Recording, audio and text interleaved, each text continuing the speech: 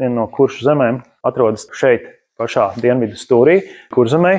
Pirmo reizi par to ziņas ir 13. gadsimta rakstītajos avotos ar šo nosaukumu Dolzare, Duizare, Donzare. Nosaukums liecina par Svētu ezeru Duizares teritorijā. Vairākums vēsturnieku ir ieskatā, ka tas varētu būt Papes ezers. Pavisam Kuršiem ir 8 zemes 13. gadsimta vidū, tātad krusta karu laikā Duizarē bijušas 14 apdzīvotas vietas. Kā rakstītos avotus ir sastādījuši dažādi autori ar dažādiem uzskatiem. Atskaņu kronikas autors ir bijis pietuvināts bruņiniekiem, viņš ir rakstījis tā, kā ir bijis izdevīgi Vācu ordenim. Indriķu kronikas autors savukārt ir bijis garīdznieks, viņš ir rakstījis tā, kā ir izdevīgi krusta karu rīkotājiem, krustnešiem un bīskapiem, jo romiešiem teiciens, ja par tevi neraksta, tā tad tevis nav. Principā šajās kronikās jūs atradīsiet to, ka autori ir apzināti maz rakstījuši par vietējiem iedzīvotājiem, viņi vairāk ir aprakstījuši vācu iekarotāju darbus un nedarbus, savukārt vietējos viņi ir aprakstījuši diezgan maz. Protams, ar dažiem izņēmumiem minēti ir seno baltu tautu valdnieki, varbūt aiz dusmām pret vietējiem ir aprakstījis viņus kā dīvainus cilvēkus. Īstenībā viņi ir tam laikam pilnīgi atbilstoši moderna sabiedrība. Akmens laikmetā Duizares teritorija nav bijusi apdzīvota. Tas ir tikai tas, ko es varu teikt šovakar. Es tikai stāstu šodien. Tā nav absolūta patiesība, ka tā tagad paliks visu laiku.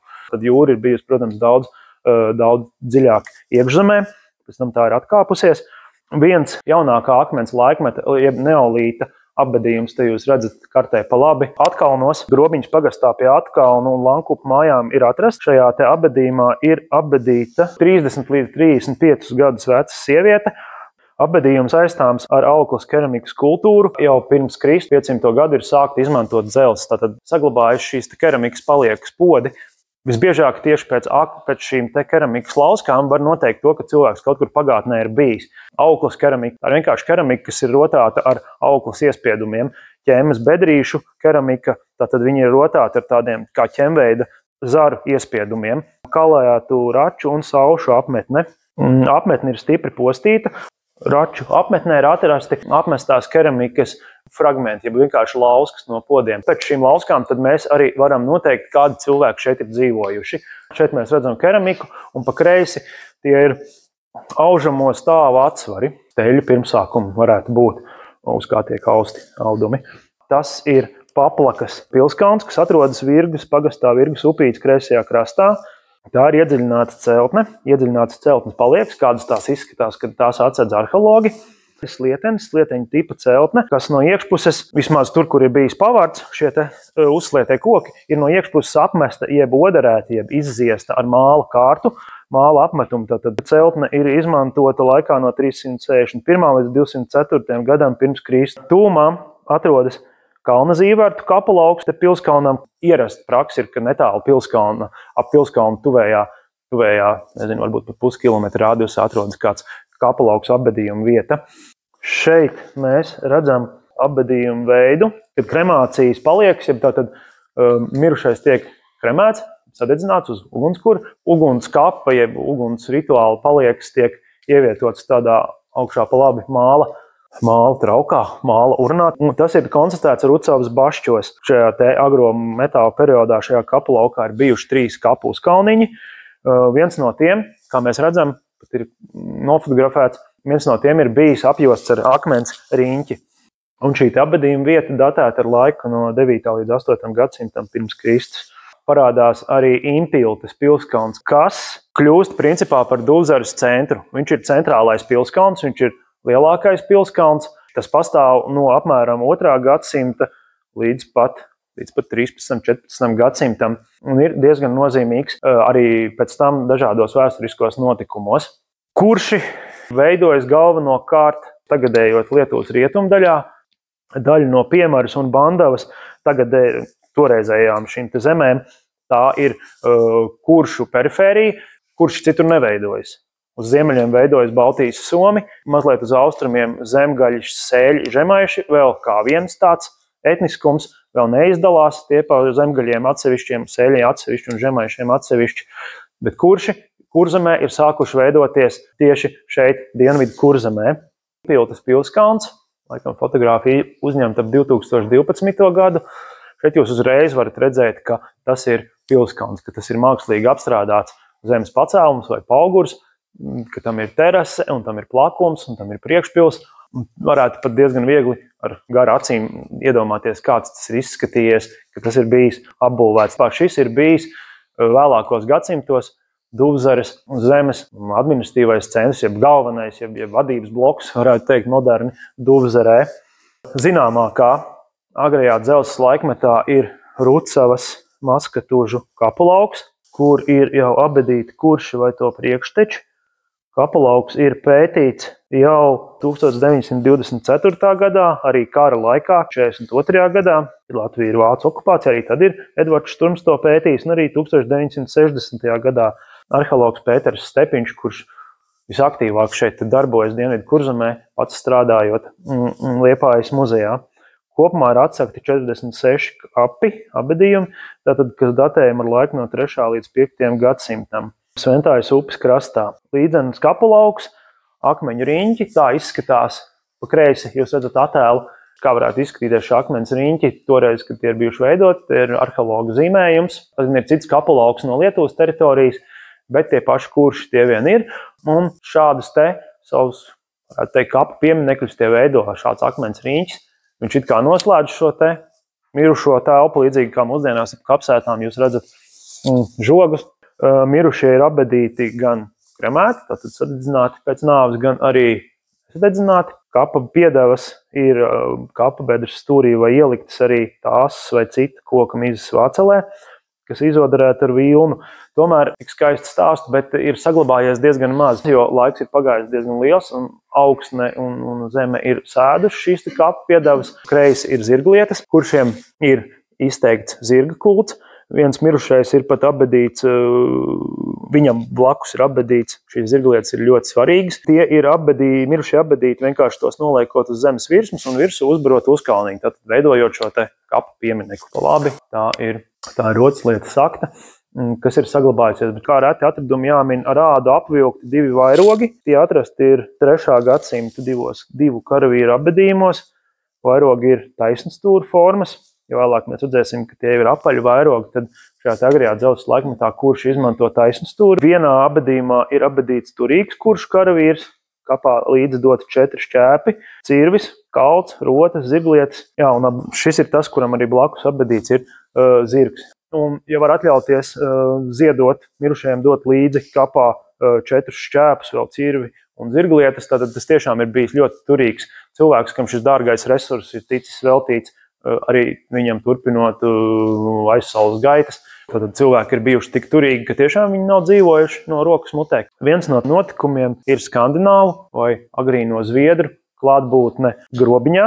Tur ir konstatēti Gotlandes iedzīvotāju abedījumi. Tātad apmēram 150 gadus, pusotru gadsimtu, netālu, salīdzinoši netālu no Duvzares uz ziemeļiem, ir ieceļojuši zviedri. Viņi tur ir dzīvojuši, bet ap 800. gadu viss tur beidzās. Otrs viedoklis, kā ap 850. gadu viss beidzas, nav vēlāk abedījumi par šiem gadiem.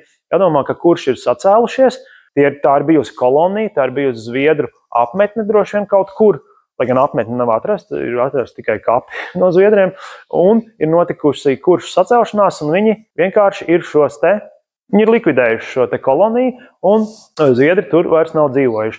Un pēc tam tas viss pasākums turpinās ar zviedru pretuzbrukumu, iebrukumu Kurzemē. Par to, ka šīs attiecības nav bijušas tik vienkāršas starp kuršiem un šiem te Grobiņas kolonistiem, tā liecina tas, ka pilskalns, kas ir netālu no Duvzares šeit, Apūles pilskalns, ja pirms tam valnis ir apmēram 3 līdz 4 metri augsts, vai pat vietām tikai 2 metri augsts, tad laikā no 6. līdz 9. gadsimtam, tad laikā, kad šī zviedru kolonija tur ir, valnis tiek paaugstināts līdz 6,5 metru augstumam. Tad vietām līdz pat 3 reizes augstāks valnis tiek būvēts. Ir skaidrs, ka sacelšanās šajā te laikā ir piedalījušies, ja zviedru padzījuši, piedalījušies arī Duvzares kurši. Viņi ir sajutuši, ka nu pat šie zviedri var sākt izplasties un ieņemt arī Duvzari. Arī šajā laikā ir tas, ka paši kuršu zemes, kurām ir ļoti liela jūras robeža. Un šis te Impiltas pilskalns, tas jau 4. 8. gadsimtā, 5. 8. gadsimtā jau izteikti kļūst par Duvzares centru. Kara gadījumā pirmais, ko iznīcina ienaidnieks, ir vienkāršā tauta. To mēs redzam jebkuros karos, arī mūsdienās, ka visvairāk karos cieši ne jau militāristi, ne jau politiķi, bet vienkārši šie cilvēki. Tad arī zemkopji. Viens ir viņi bēg mežos, kur karaspēks nevar pārvietoties, un otrs viņi bēg uz šīm te pilskalniem. Apūles pilskalns. Tas ir Dūzarei tuvākais pilskalns, vidējā dzelzs laikmetā diezgan liels pilskalns, Apūles pilskalns to sauc. Arī šis pilskalns tiek pastiprināts šajā laikā, tad ir skaidrs, ka militārie draudi tiešām ir auguši. Dūzare vēlajā dzelzs laikmetā. Šajā laikā Dūzare kļūst vēl blīvāk apdzīvota. Arheologs Evalds Mugurevičs min 14 apdzīvotas vietas Dūzares zemē, parādās ugunskapi ap 11., 12., īpaši 13. gadsimtu un līdz pat 15. gadsimtam, kurši savus mirušos kremē. To lielā mērā saista ar skandināvu ietekmi, lai gan kremācija šeit jau ir notikusi bronzas laikmetā, iespējams tā ir šo zemi tradīcija, jo ir skaidrs, ka šajā te ap 12. gadsimtu, kad savu lomu zaudēja skandināvu vikingi, viņi paši sāk doties pa jūru, tīras puru depozīts. Purvā atrasts ir apģērba rotaslietu un ieroču tātad depozīts, ir noglabāts vienu vietu dažādas lietas. Vairogs tāds jau izskatās iepriekš, tie bija taisnstūra veida vairogi, tad šeit jau kurš lieto apaļu vairogu, šeit lieto šķēpu, tik garš tas apmēram varētu būt, 2,5 līdz 3 metri. Protams, kuršiem raksturīgie dzeramie ragi šeit ir piesieti pie jostas, bet tiešām mūsdienu mākslinieces versija par to, kāds ir izskatījies šis zviedru atriebības gājiens Kurzemē par to, ka kurš ir iznīcinājuši šo skandināvu koloniju pie Grobiņas. Zēburgas pils, jeb Jūrpils pils, ko visbiežāk arheologi saista ar Grobiņu. Lietuviešu arheologi vēlas redzēt, ka tā varētu būt Apūles pils, jo arī tā ir tikusi nodedzināta šajā pašā laikā, taču pirmā visdrīzāk arī tā ir bijusi nodegusi ap šo laiku, taču pirmā noteikti zviedriem būtu pa ceļam bijusi Grobiņa arī vieglāk pieejama, jo tā ir tuvāk jūrai. Tad zviedri atriebjoties uzbruk izlaupa un pēc tam nodedzina Grobiņas piltu. Iespējams, ka viņi ir gājuši arī caur Dūzari, jo, lai nonāktu Apolē, ir kaut kā vai nu jāpiet Dūzari vai jāiet tai cauri. Ap 850. gadu notiek šis uzbrukums, kurš noteikti nedzīvo viensētās, vismaz šeit Dūzarē. Līdz kādam 14. gadsimtam tie dzīvo ciemos, arī mūsdienās. Mēs varam redzēt ciemus Kurzemē.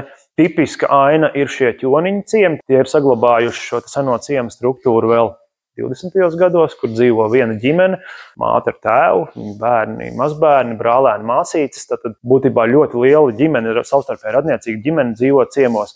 Šādu te ciemu apraksta vikings Skala Grimsons. Svarīgais ir tas, ka viņš diezgan apraksta šo te kuršu ciemu. Tur ir vecākais, tātad ciemu vadītājs, ciemu administrators, ciemu mērs un tātad daudzas guļbūvē celtas ēkas. Un, kas ir, ciems ir apjosts, ar kā jūs redzat zīmējumā, mēģināts rekonstruēt tādu stāvkoku žogu, jeb palisādi visapkārt. 12. gadsimtā noteikti kurši pārņem šo te vikingu lomu un viņiem nav svešas skandināvu zemes, pat Dānija, Elandas salām.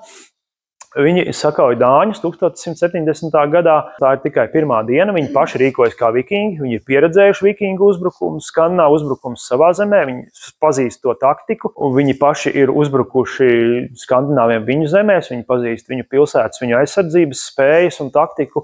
Un viņi iebruka arī Elandas salā ar šādiem kuģiem. Laivām būtībā puru laivas, kurā katrā varētu būt ap 20, 30 cilvēku, 120 līdz 150 vīri, savu veidu desants Elandas salā. Otrā dienā dāņi savāc savu karaspēku un kurši tājos, un tikai dažas laivas no tām atgriežas atpakaļ Kurzemē. Tie dabūna mukt un daudzas nogalina turpat uz vietas šajā te salā.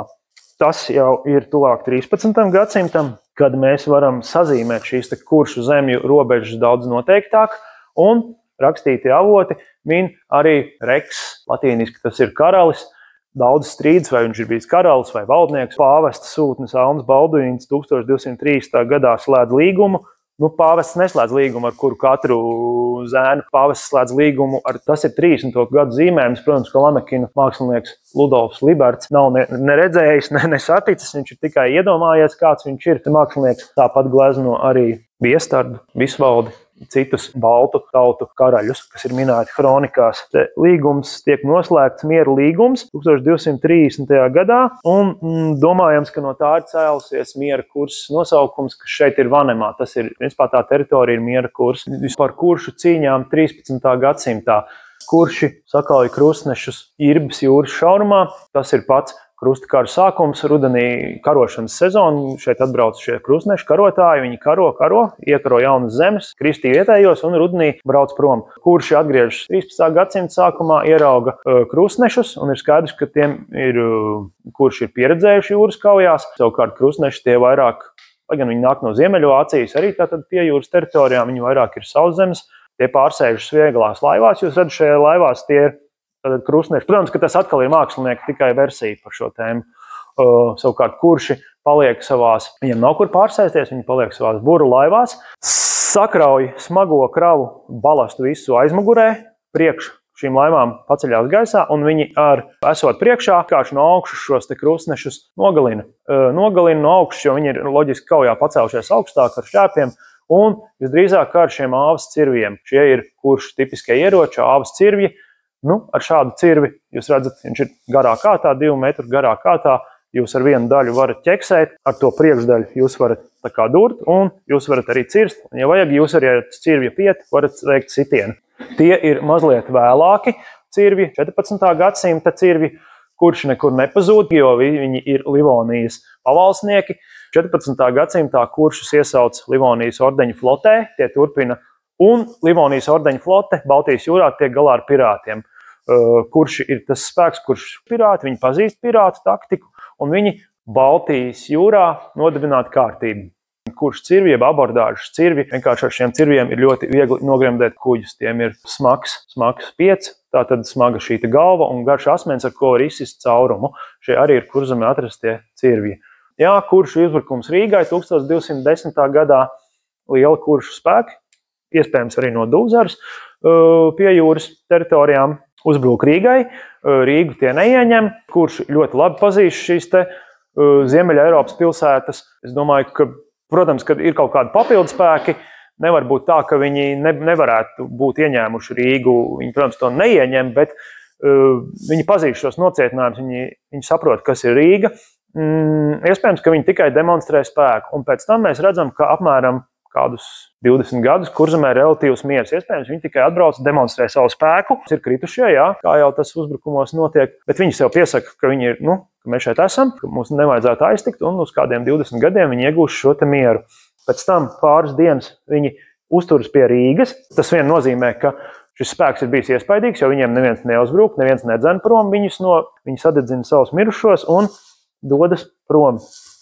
Kā notiek šī kremācija? Toreiz šāds kremācijas rituāls būtu veiksmīgs, lai šis mirušais tiešām viss paliktu no viņa tikai pāri kalcinēti kauli. Ir vajadzīgs apmēram 3 kubikmetri koksnes. Pēc tam, kad kurzeme nonāk ordeņu un bīskapa pakļautībā, šo te uguns rituāls aizliedz šo te mirušo dedzināšanu. Šāds te bēru veids, tas nav kristīgs.